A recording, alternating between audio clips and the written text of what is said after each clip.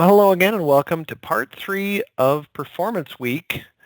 Today is Advanced Tips. This is the third and final 1-hour presentation we're providing so we can discuss with you performance analysis, monitoring, troubleshooting, and so forth for the Power Server.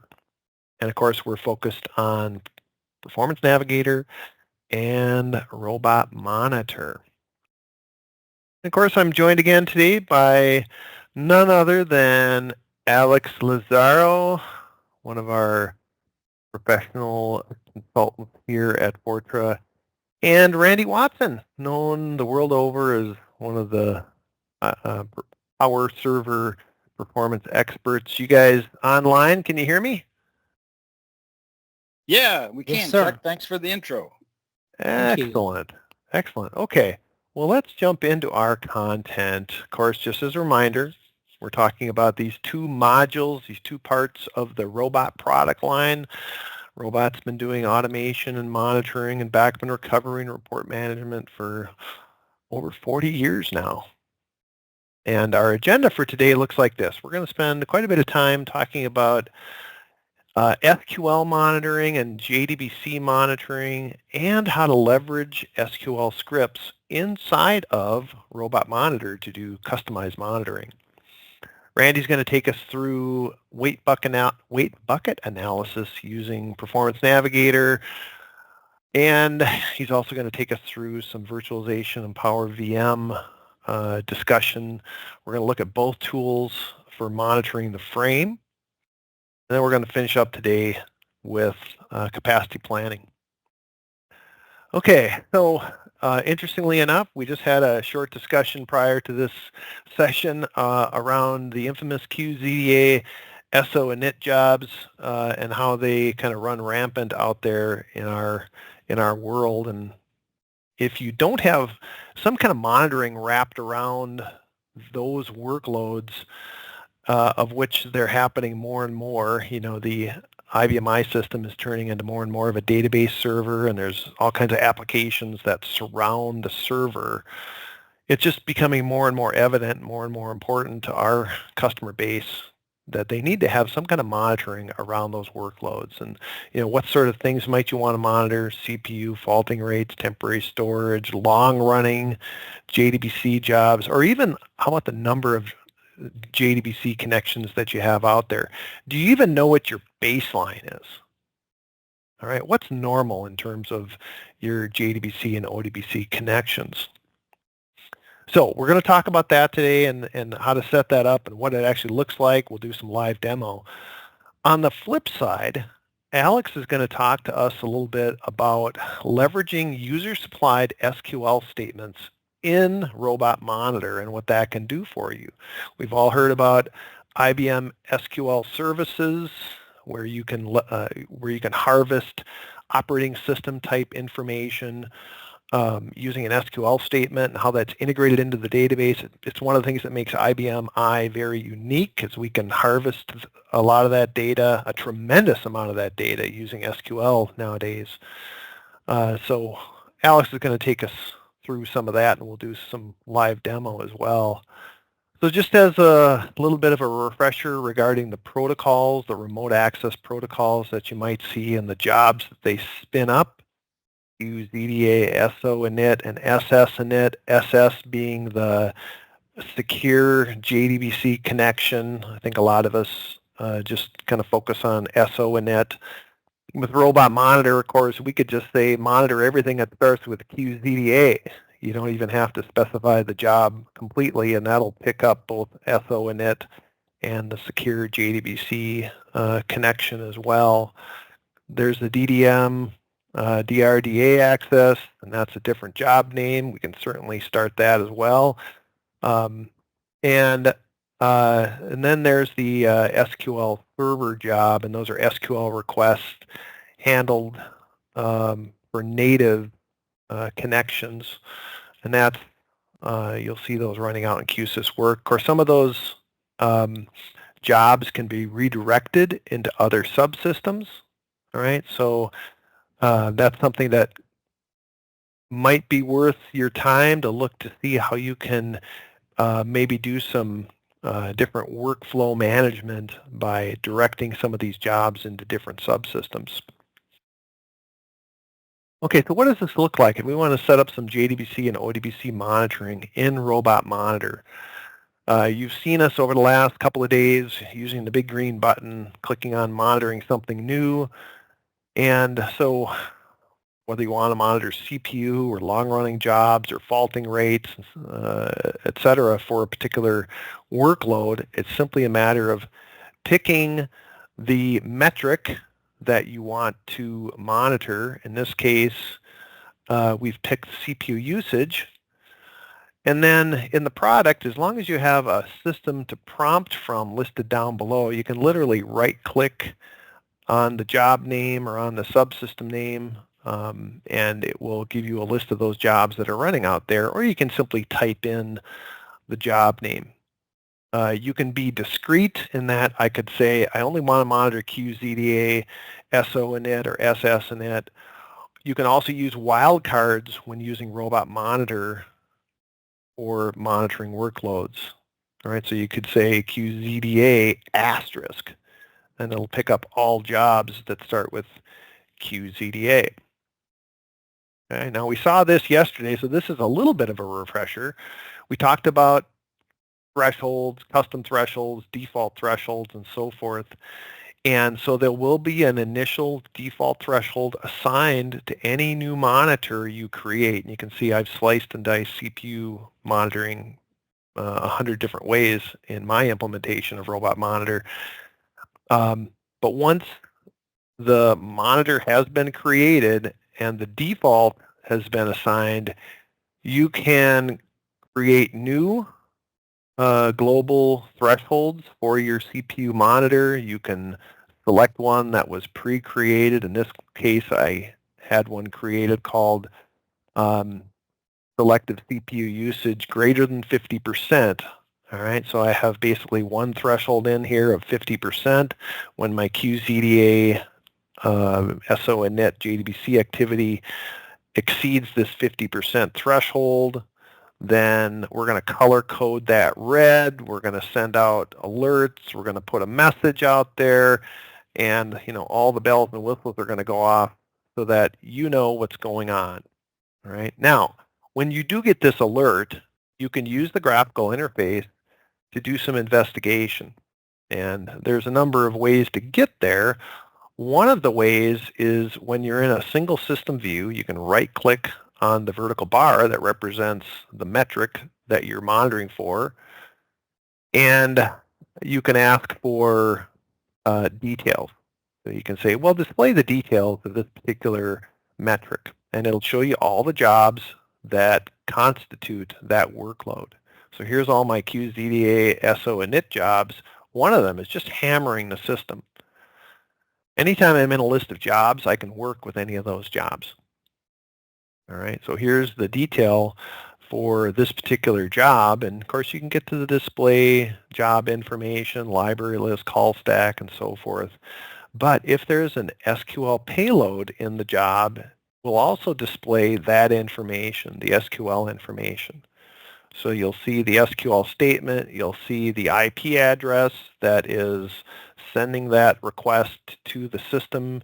You can take actions right then and there on the job. Maybe hold the job while you're investigating what's going on. You can also get to the job log with this next button over, so you can investigate that. So in our demo, of course, we'll walk through wrapping various monitors around the JDBC, ODBC workload. But now let's shift gears a little bit, and Alex is going to take us through leveraging SQL internally and inserting that right into Robot. Alex? Thank you, Chuck. And we would discuss it on a previous webinar with Chuck. The SQL. That's right, we did. Yeah. The SQL on the IBM I can be really helpful and can be really a pain. For it to be really helpful, we can use it on Robot Monitor to provide you with meaningful information on your system. So we have 4 special data definitions to be used with that. So if you have a SQL, that brings you valuable information, and that's a decimal, an integer, a percentage, or a text. You can add it on Robot Monitor, and it can be displayed there. And you normally run those on ACS. So if we go to the next slide, we will see that the way to run them is by using the run SQL scripts on ACS, or maybe you can run it on Star SQL or whatever. But the thing is that if you run it there, you only have maybe a value, and that's okay. I mean, you have to manually run it. You get the value that you want. But if you have it on our monitors, you can turn that value into something meaningful into an alert, or into something that shows you the history of how that value evolved.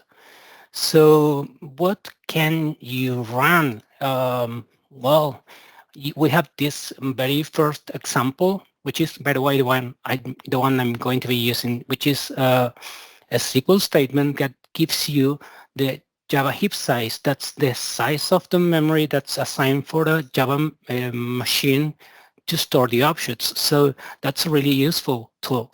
Then we have a connectivity count for IPv4. So you see that we are using the IBM I services there, the ones that are on QSys2. But there we can also use our programs, our applications. So we can we have there a SQL that returns us the number of jobs of robot that failed today. So that's really interesting if you're running robot.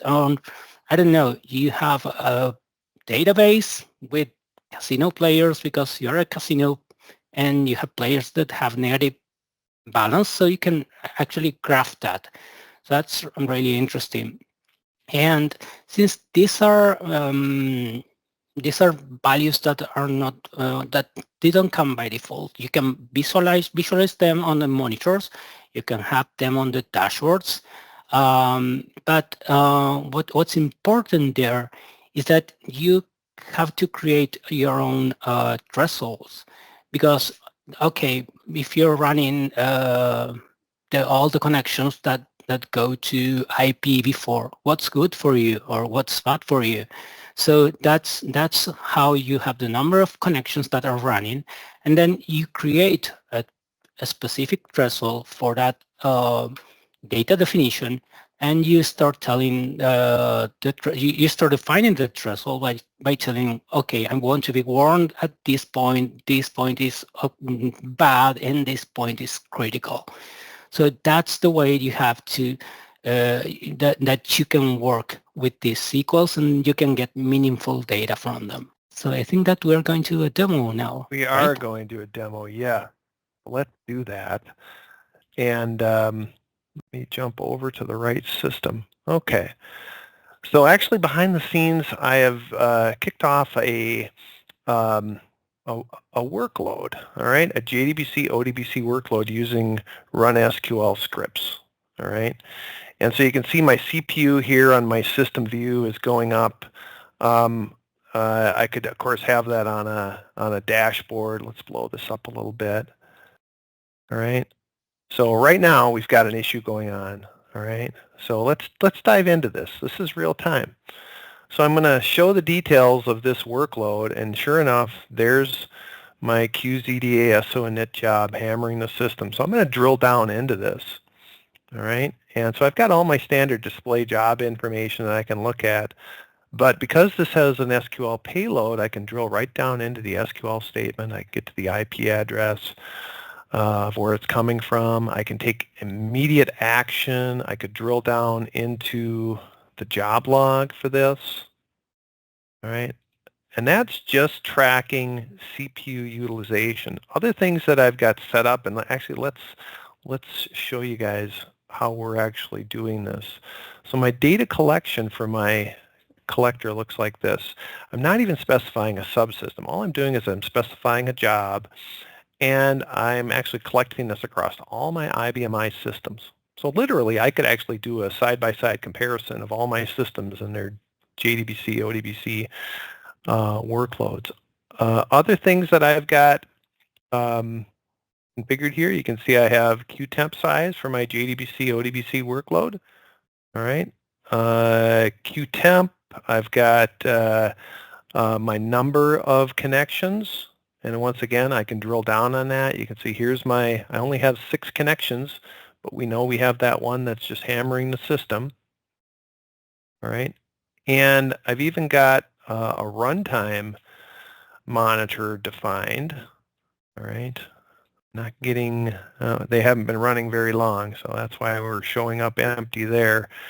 And there is a feature in the product called check job CPU and hinder, which means if you exceed a certain amount of CPU for a certain period of time, I can actually lower the run priority of that workload. So that workload right now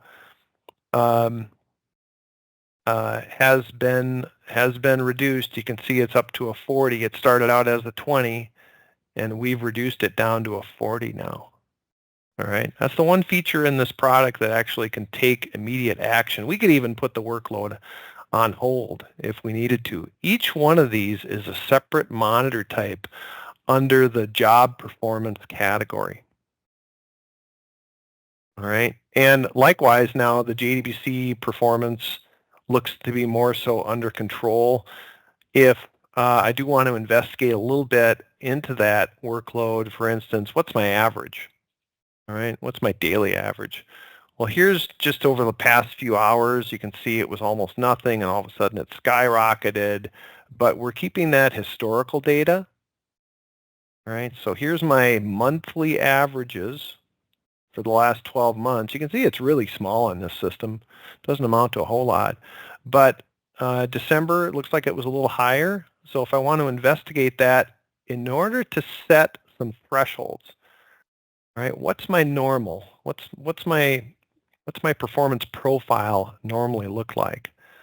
All right, you can dive into the historical data, and it's downloading right now from IBM, and it's going to display that in the GUI. Okay, as you can see, for the month of December, this goes back to 2023. Here's our daily averages, and it looks like on Monday, December 4th, we exceeded what would be considered normal. So you could use this to potentially set a threshold.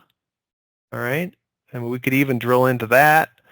And if we still had the detailed data, we could actually drill into that 11 o'clock hour on December 4th and find out exactly where that particular workload, that QZDA SONet workload was coming from. But you can see it was definitely a one-time thing, a one-time spike, an outlier, so to speak, but it does give you a fighting chance to determine, well, where should my threshold be? Okay, so with that, let me turn it over to Alex to talk a little bit about user-defined SQL monitors inside a robot monitor. And I was speaking in mute, sorry. Thank you, Chuck. So as we discussed, you can use those, you can use the IBM services, and you have several examples that you can get from ACS. You can create examples your own. For instance, we have this one for the Java jobs heap size. So if you run it, you will get a result, and it says 576 something.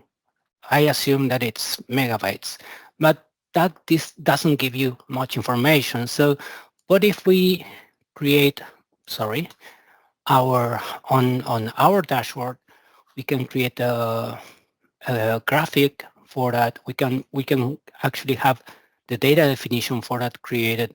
I actually created it in advance, and we have it here, heap size. So we created the data definition with the same SQL, and we don't have a threshold. I don't have a threshold because I don't know which is an alert for me. I don't have enough history yet. So I'm creating just a simple SQL. So if I go back here and I want to insert it as a live element, I'm going to select key statistic. for this system, and I'm going to look for Java heap size, which was over here. And I add this number here. I get this number. Okay, this number gives me about the same information I had with ACS, but the thing that I can do is I can go to historical elements, and I can create for the same helper, and I can go and look for the Java heap size again. And I always have problems finding it. Here it is. And I can add the same graph for the last, I don't know, 4 hours maybe. And I can create a graph, and it will give me how the heap size evolved over time. So this is something that you cannot do with ACS. So this is a really good application for Robot Monitor. And this basically uses the integer. Sorry, let me close this one. This uses the integer user-defined value. We use the same value, the same user-defined value, for instance, to get the certificates. For instance, it's really easy to lose track of when your certificates are going to expire because you're not told on the system that your certificates are going to expire. So one of the graphics that I created, one of the SQLs that I used is for me to be alerted when, sorry, this is not it, for me to be alerted when a certificate is going to expire. So let me see if I can find it here. Okay. So here I have a certificate and it's expiring in 49 days. And why is it in warning? Because I enter the threshold here for my certificates is 50 days. If I go to the data definitions and I check the certificate definition, sorry, the data definition for the certificate, and I go to the threshold, I will see that if it's older than 50 days, everything is fine. If it's lower than 50, but over 21, it will be giving me a warning. It will be critical if it's over 15, but under 21, and basically it's black if I'm 1 day from expiration. So, and this is going to send me emails. It's going to alert me. So this is a really good way to be alerted when you have a certificate that's expiring. And another thing that I can use Monitor for is to get data in text, the text values. So for instance, what I have here is a SQL that it's that it's giving me the status of the media library. So when you're running, for instance, backups on multiple media libraries, and you have only, I have 4 LPARs and I have only two tape drives. So if I'm running backups on 2 of the LPARs and I'm using a drive on each of the LPARs, then I would want to run a backup on a third LPAR and it will fail and nobody will know why. So in this single graph, I can see which LPAR is using which drive. So this is something that I would have found useful when I was a sysadmin some years ago. But yeah, and these are the values that you can normally work with. We have integer, we have text, and we have percentage, but I didn't find SQL I could use here. But this is the way that you can present the data that you can receive using the services. Right. Yeah, I guess that's the bottom line, Alex. As long as the SQL that you create returns a single integer or a single decimal, a single piece of text, and or a single percentage. Yeah, that's right. We can put it into Robot Monitor. Monitor will take over and collect the data and present it and compare it to a threshold and so forth. Good job. Thank you, sir. Welcome. All right, let's move on to our next topic. Randy is on deck to talk about Performance Navigator and weight bucket analysis. Randy? Yeah, thanks, Alex and Chuck. That was a great demo of how you can customize, monitor to track just about anything. So it was a good demo there, Alex. Yeah, we're going to talk about weight buckets. So this gets back to our session yesterday when we were doing, root cause analysis, right? So you remember we were talking about it's a process of elimination, and let's say we've eliminated that hardware is not the problem, right? Now, yesterday we were showing you where it looked like hardware was the problem, right? It was if you remember, it was the virtual shared pool sizing and so forth. So, but uh, let's say we figured out that hardware is not the problem. Well, again, we could just throw our hands up and say, hey, this is not our problem. Or better yet, what we could try to do is try to help the application people understand what the problem is, right?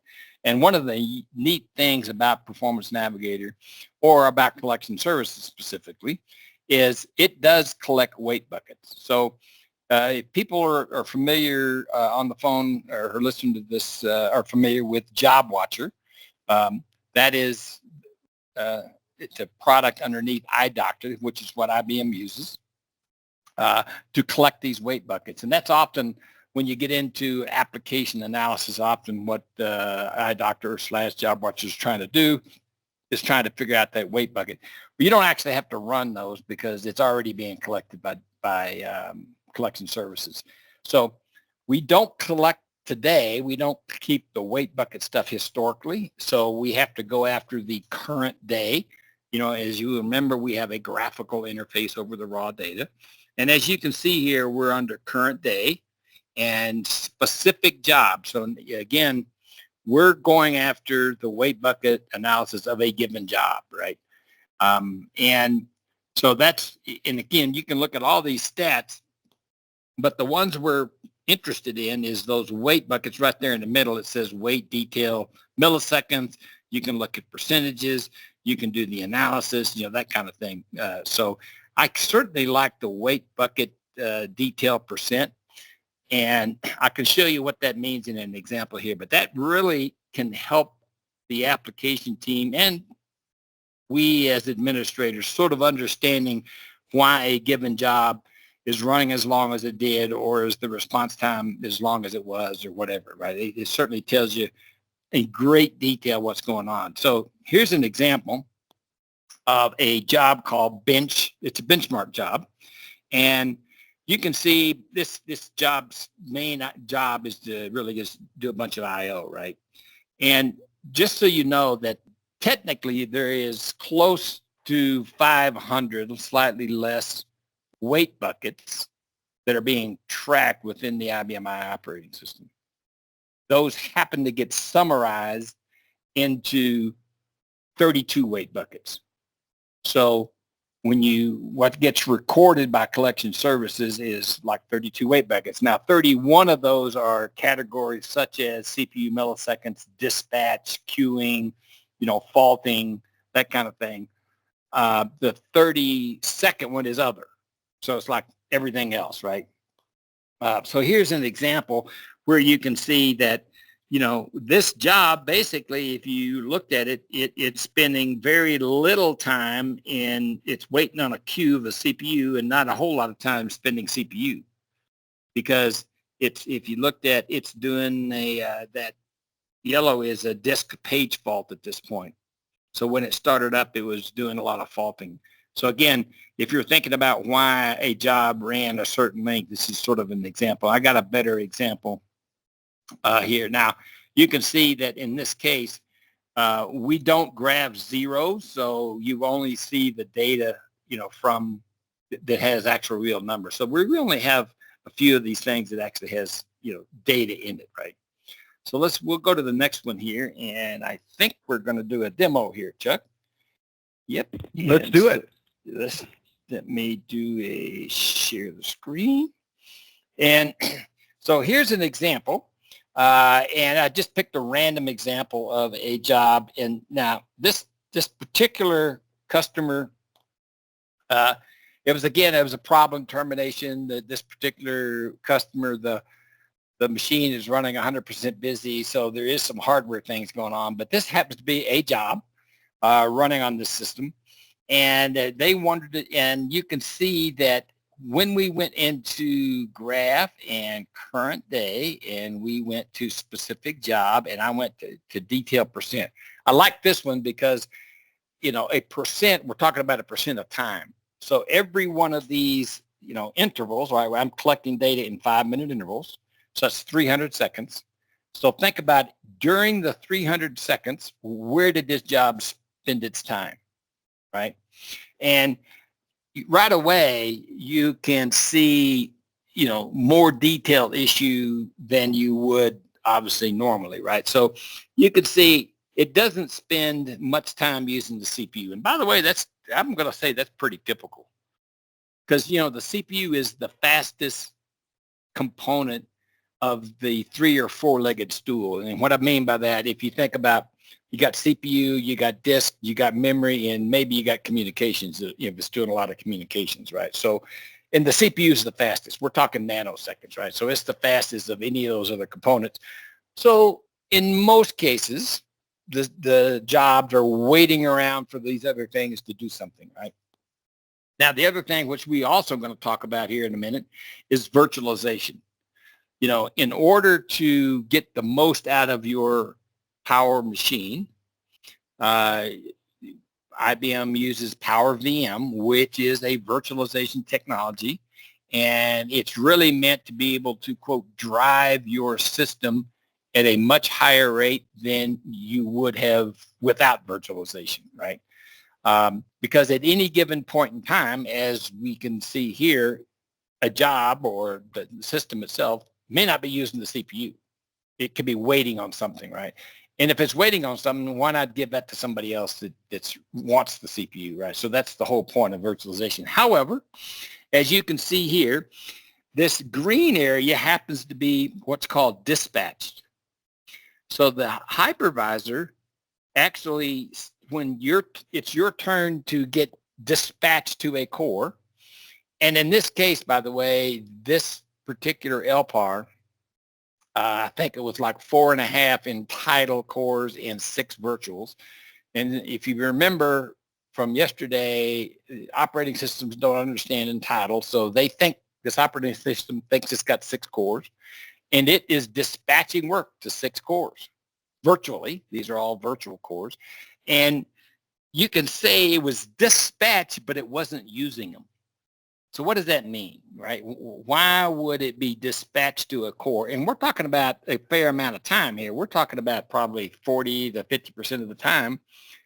Every 5 minutes, it's dispatched to a core, but it wasn't using it, right? Well, as I kind of mentioned, this particular LPAR has a lack of CPU problem, right? So again, there's every core, there's got 8 threads. Depending on their most recent, you know, Power 9 and Power 10, you know, machines certainly have 8 threads. So you can very have 8 simultaneous things running at once. So however many cores in this case, right? And of course, there could be a lot of other cores in this machine, a lot of other LPARs in this machine. So basically it gets dispatched, but it's sitting there waiting. That really is not using it, right?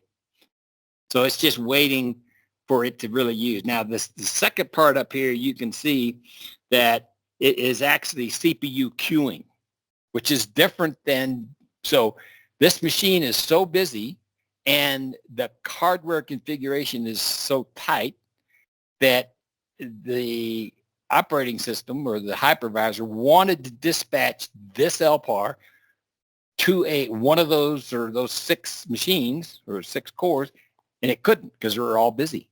So it was queuing. So it spends a fair amount of time, you know, queuing, right? And then ultimately when it gets it, it spends a lot of time when it uses the CPU, then it has to spend about 10% of the time waiting on a disk write. So it's twiddling its thumb and letting somebody else. And then you can see this is journaling. So it's spending about 5 or 10% of the time waiting on a journal, right? So again, this gives you a lot of insight to, you know, how any given job, and as Chuck mentioned, and Alex, you can, here I specified the whole job name, but you can wildcard it if you want. So you can get a group of jobs that are all the same, like Or like QZDS or init, if you put that job in, you're going to get all of the QZDS or init, so you'll get the profile of all of them. If you enter the job number, because every obviously job has a job number, then you would get the specific weight profile of that specific QZDS or init job. So, but anyway, this is sort of shows you how detailed you can get, when you're chasing the problem, and like you said, the application or the hardware is not the problem. So Randy, would you say this is an example of our problem determination services? Exactly. So when we get engaged with problem determination, as we talked about yesterday, that my first task is to, is hardware part of the issue or not, right? And let's say it's no, and then we start to get into this application thing, and this is right where we're ultimately going to go, right? Because if you remember, not only can you do this, but you can actually, for a specific job, you can track all these other specs. What's its CPU versus the whole machine? What's its faulting rate? What's its synchronous I/O rate? What's its asynchronous I/O rate? What is logical I/O rates, right? If you have SSDs, what's the weight for an SSD analysis? Stuff like this. What are your pending I/O faults? See, that's a new stat that most people aren't familiar with. That is an I/O pending. So you could have a job that faults, but the system's smart enough to know, well, wait a minute, that address, because everything's a virtual address. It's a single level of storage. There's nothing but addresses, right? Somebody else has already faulted on that address. So instead of doing an I/O, a second I/O, I know somebody else is already bringing that page in. So that's a I/O pending fault. So I already know that even though I faulted, I don't have to actually do an I/O. Somebody else is already doing it. I just have to wait till it gets satisfied. So there's some little detail here, but you're right, Chuck. There's a lot of stuff, as in robot monitor, that you can predict. There's a lot of specs, and it gets complicated. And you can see here, this is where you can switch between jobs. So if I wanted to go there, you can see I was wildcarding some jobs and doing some analysis, right? So it makes it easy for you to, if you have 4 or 5 jobs you like to monitor all the time, where you can just switch back and forth. Yeah, and hey, we warned everybody that some of this is going to take some soak time, right? Oh yeah, and the thing is, sorry, you got here, Randy could get to a specific job because he has all the information on Performance Navigator of how the system behave over months. Right. And, exactly. And he can see, yeah. Yeah, so the first thing I do is go back, in eliminating whether hardware or this particular job. So remember, I'm in current day, but I can also go here and go back. We keep data for every interval for every job for the last 90 days. So I can tell you what that job name did as far as all of these resources over the last 90 days. And that's what Alex is certainly making a point of. What changed? Something changed if somebody's complaining. So that gives you the ability to figure out that what it was before and now what it's doing now.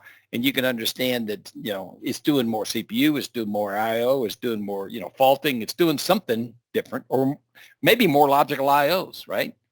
Maybe it's just doing, instead of 1 million I/O, just doing 2 million I/Os. And you say, well, that's why it runs longer. It's obvious you're doing more work. And they say, well, that doesn't make sense because we're not doing anything. Well, it's doing something, right? So again, we're helping the application people focus on, hey, this job now is doing twice the amount of I/Os it used to. What's it doing? I mean, I don't know what file it's going after, but you're the application team. You should be able to figure that out if I just sort of point you in the right direction. All right. Yeah. All right. Well, let's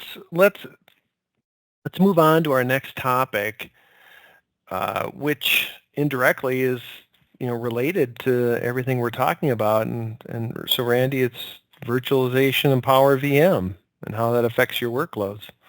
Yeah. So as we sort of touched on yesterday, it's very important to understand, Power VM virtualization and how does it work, right? Because it's going to affect how you interpret the graph, whether it's good, bad, or whatever. And, the first thing that I always recommend is, in order to get all of the data available, and we're talking about collection services here, because remember, Performance Navigator, 95% of what it's displaying comes from collection services. In order to give it the most data, you always want to check what's called the Enable Performance Information Collection in the profile on your HMC. The tricky part about it is that under the Advanced tab. So IBM did make it easy.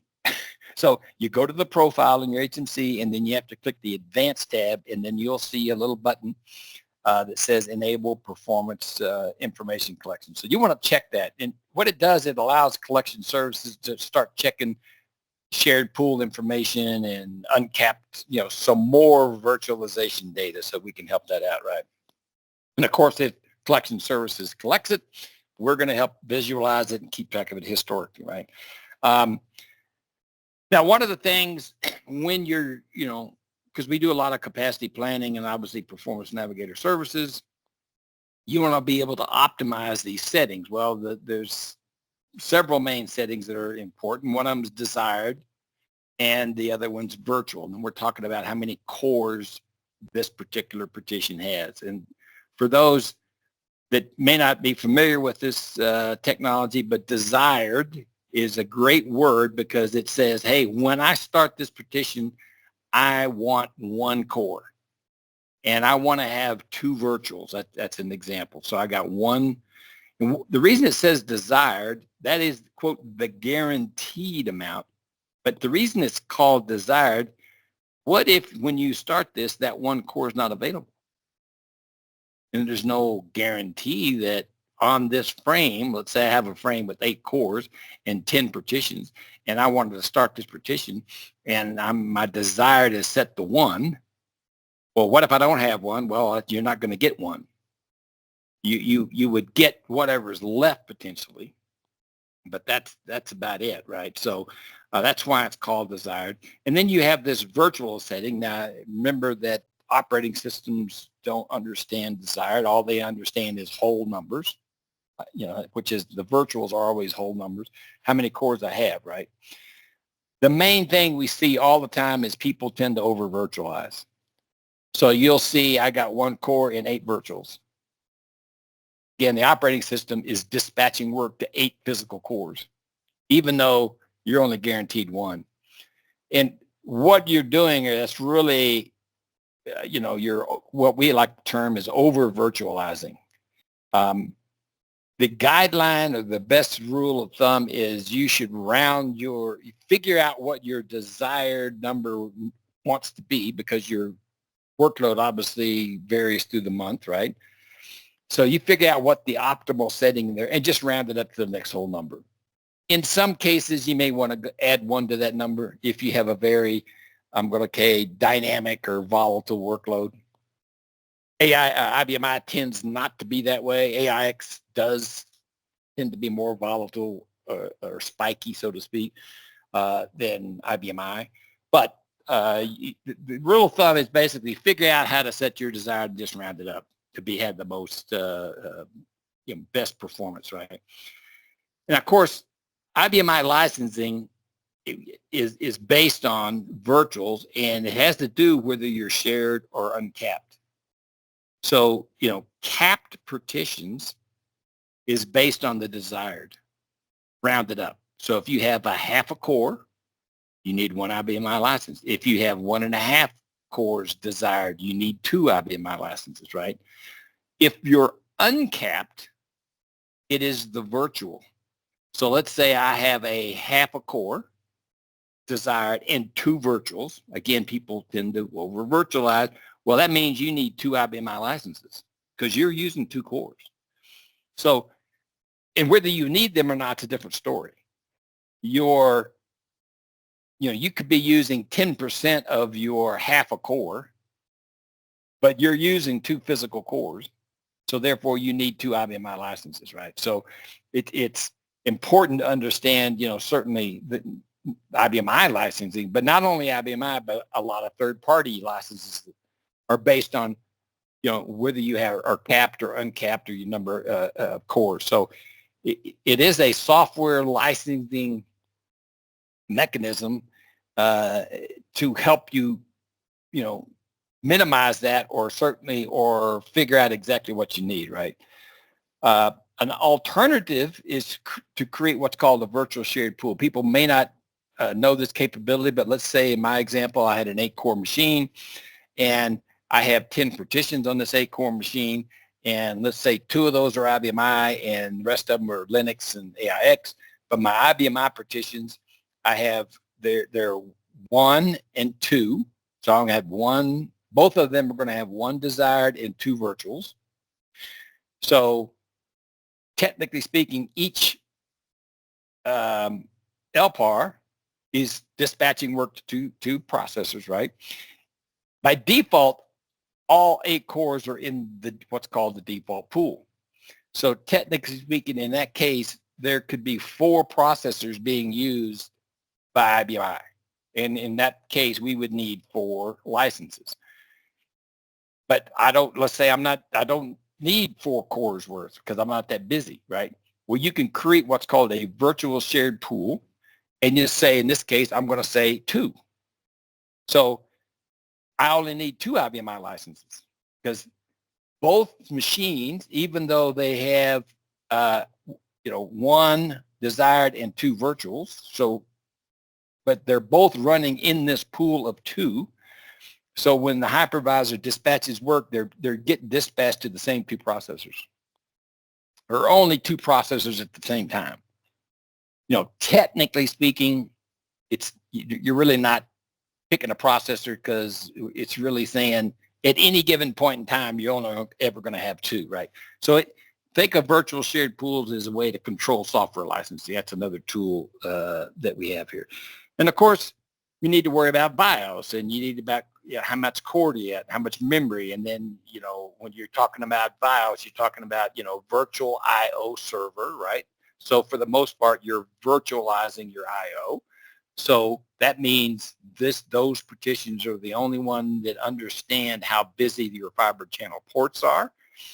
In your C utilization, your shared Ethernet adapters. Same thing, you're sharing the Ethernet port across multiple partitions.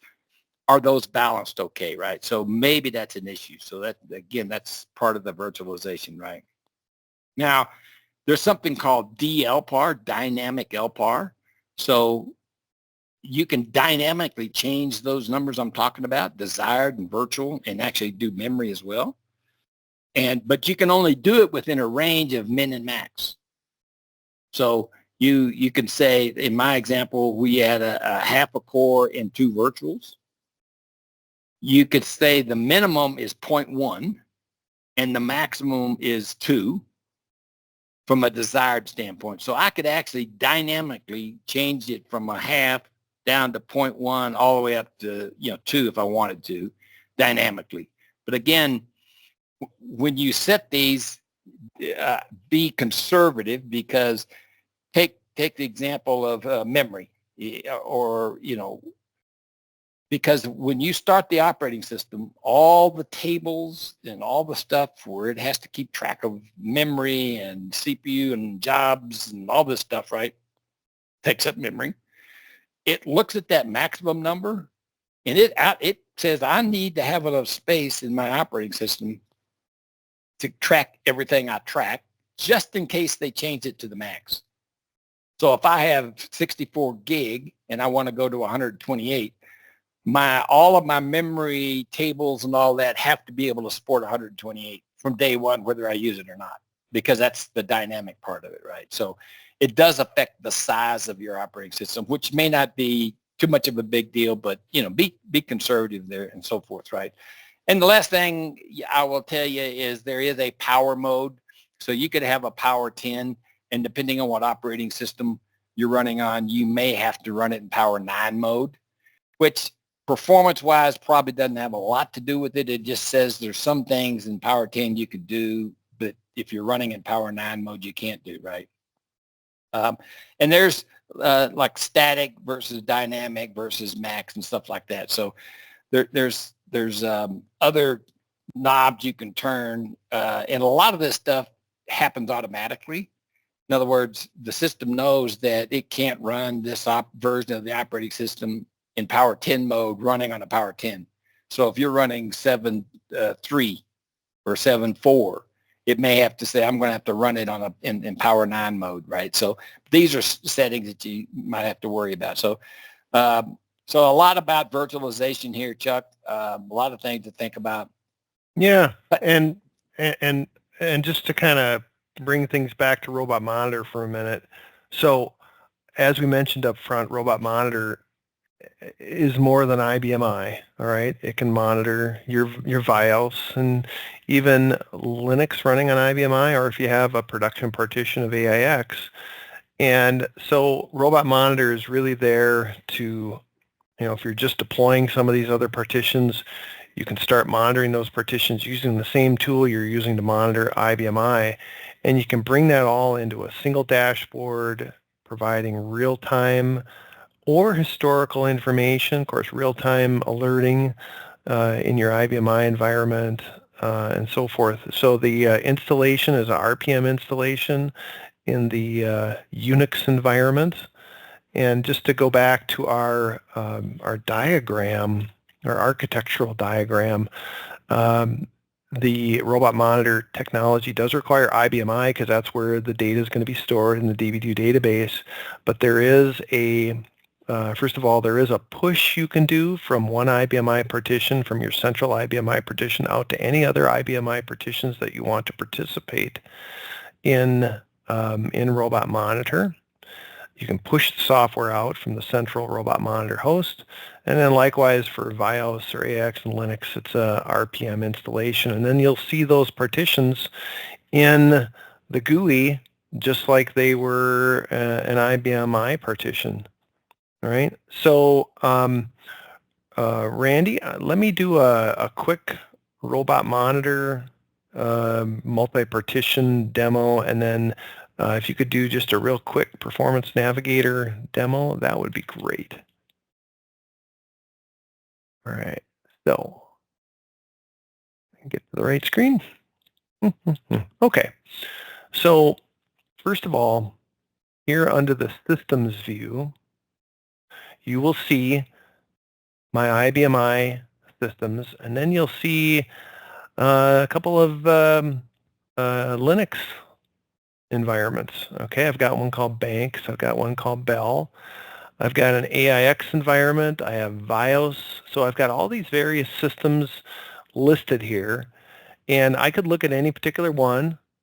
Okay, for instance, here's one of my two BIOS partitions. I can also group any of these together. So for instance, I could group my two BIOS partitions together and see CPU, system storage, real memory used, current memory, and so forth grouped together. And then likewise, I can put this information in a dashboard that either, for instance, consolidates my BIOS health, what's going on in terms of CPU and storage, or I could combine it with my IBM I data. So here's IBM I data along with Linux data, or IBM I along with VIOS data. Let's let that download.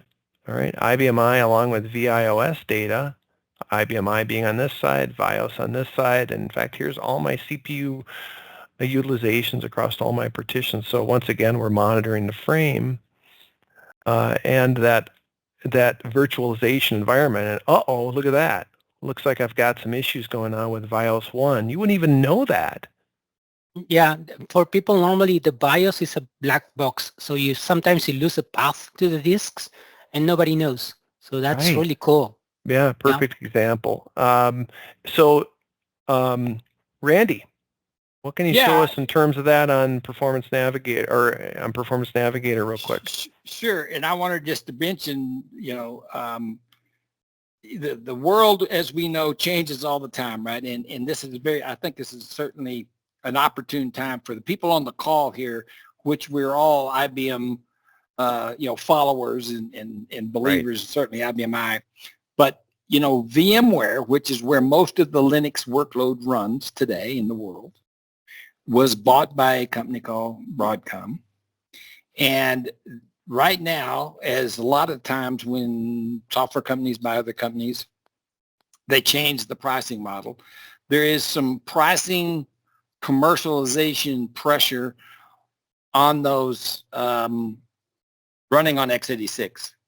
And I will tell you that Linux is going to run better on power, and I think I'm preaching to the choir here, but because of the financial changes in the marketplace, we may see more and more people knocking on your door to say, hey, do you have room to stick a Linux partition, and therefore we need to help monitor it and so forth. So Gotcha. Just wanted to throw that in. Yeah, so he was talking about the different, monitoring different systems. And we sort of showed you this yesterday. Of course, again, Robot Monitor is the alerting system real time. We're sort of the historians. And so we would do this via the dashboards. Now we can do things like graphs, CPU, and, do things about the graph. So we can, remember we were talking about virtual shared pool. So we can show you how busy the pool is, or we can show you how busy the frame is. We could actually show you, if you got 10 frames, we can show you which LPAR is causing, taking up most of the frame, right? So there is, several things about either reporting it like we showed you the other day, or graphically, on demand, historically, look at the whole frame view and so forth, right? And the other thing is, from an enterprise point of view, you can look at what your whole system looks like, or your whole enterprise looks like the current month. So when it says enterprise, we're talking about multiple LPARs.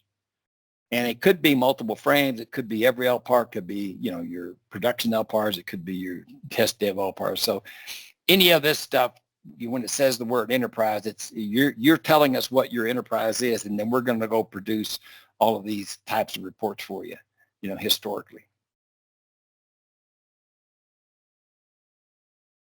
So that's sort of the way Performance Navigator is going to help you look at your whole frame or your whole enterprise. Now, one other thing I think is we're going to talk about capacity planning here. Yeah. Just a little bit, Chuck. Yep, Randy. Let's do that. Let me hang on here. There we go. Okay, Randy. So let's finish up our day with capacity planning. You bet. Of course, as Chuck says, that I like to say all the time, no data, no analysis, right? Which is the great thing about historical data. It gives you a chance to do, do a proper job, so to speak, versus just looking at yesterday, right? Because yesterday may not be a peak day, right? So, but there is a methodology behind it. So this is why most of the time this is a service that we provide. So we do a lot of capacity planning for customers, business partners, IBM, whoever, right? Because it gets complicated, as we've seen through virtualization and so forth. But I can show you all of this really happens through this what if function. Now, in this case, I'm pointed at this partition. So I could highlight a bunch of these partitions, say I want to consolidate all these partitions.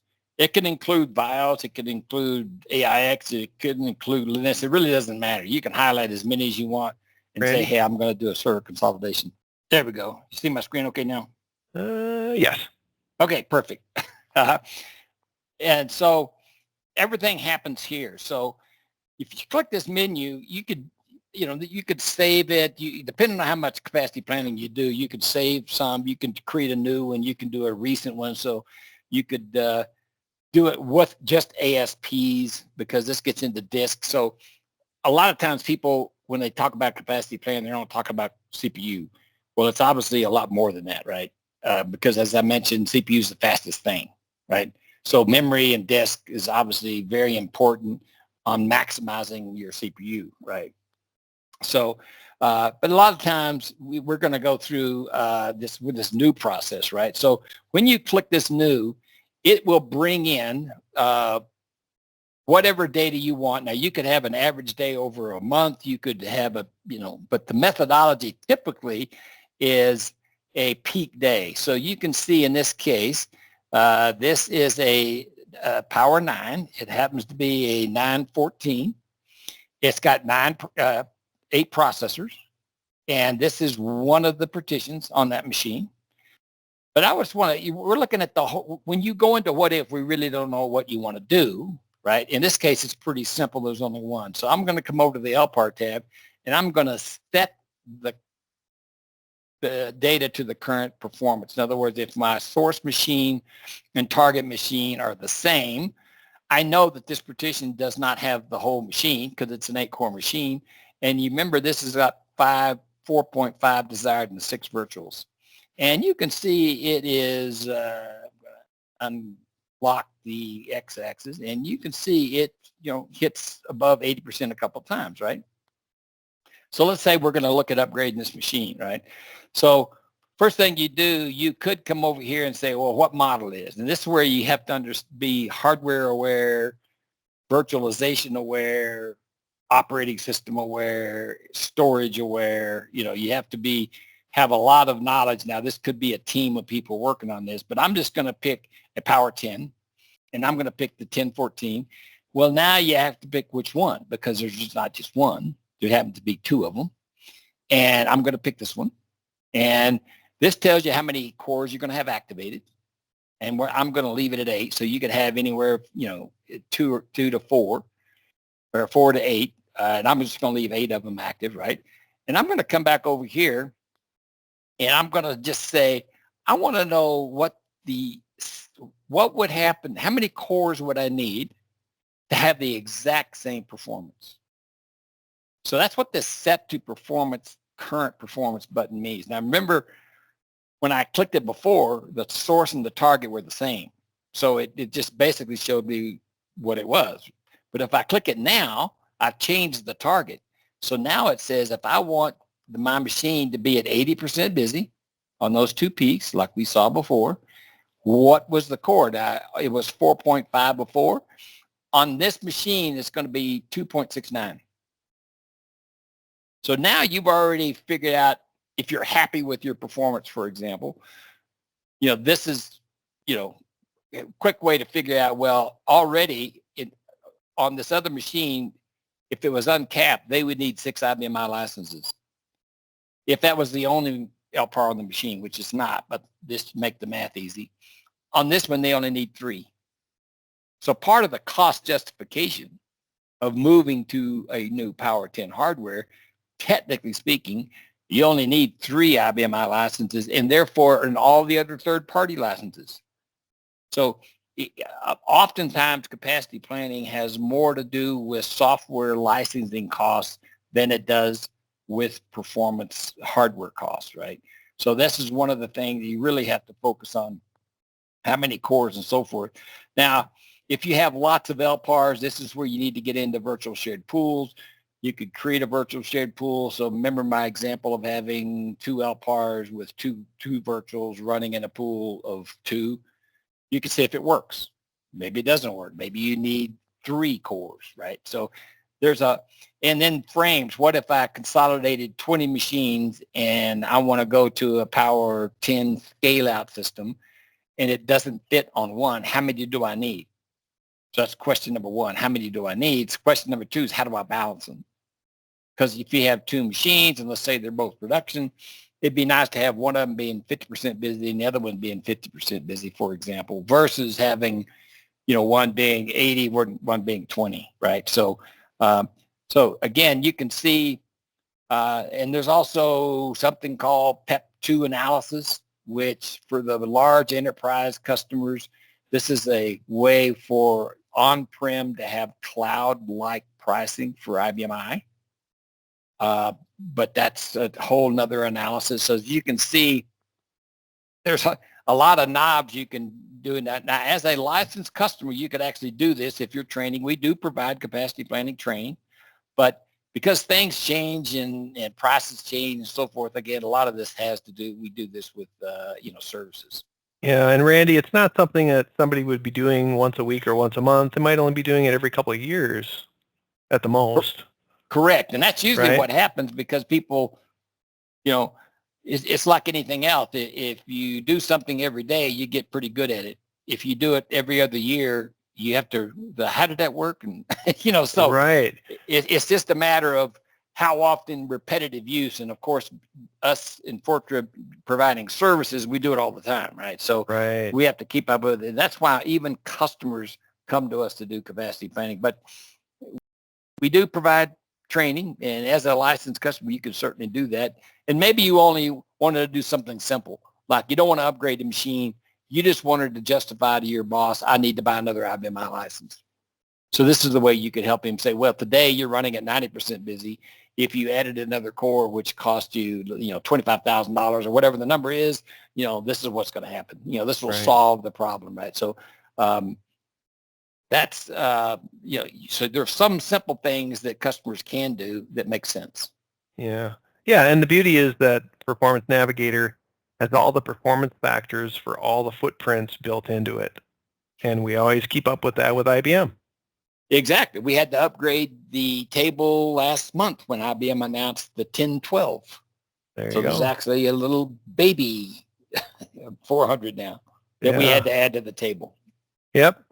So for everybody who's attending, we really appreciate your time, and we know you're going to have questions. Today was a deep dive on some advanced topics.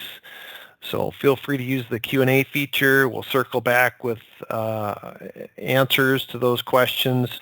So we've had 3 days of discussions around performance analysis, performance monitoring, reporting, and some deep dive on some virtualization, which is happening more and more.